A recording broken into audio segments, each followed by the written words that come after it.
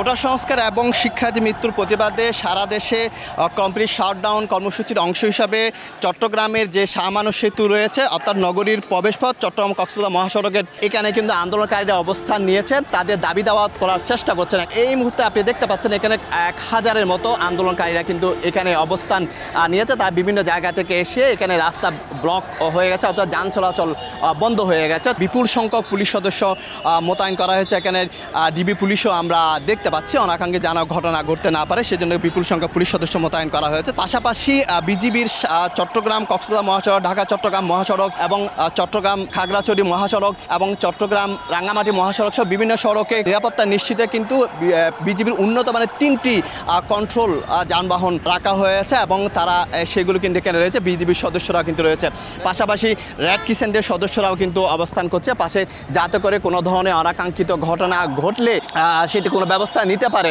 আমাদের কেন্দ্র থেকে ঘোষণা আসছে, আমরা এখানে শান্তিপূর্ণভাবে অবস্থান নিয়েছি। আমাদের দাবিটা আদায় হলে আমরা চলে যাবো এবং আমরা চাই আমাদের যেভাবে খুন করা হয়েছে, পুলিশ এরকম উন্মুক্ত স্থানে কুলাঙ্গারের মতো এটা গুলি চালিয়েছে ডিরেক্টলি, এটার কোনো বিচার হয় নাই। আমাদের প্রধানমন্ত্রী শেখ হাসিনা কিন্তু একটা গুজামিলের আশ্রয় নিচ্ছেন, এটা বিচার হইতে হবে এবং আমাদের দাবিটা আদায় হইতে হবে।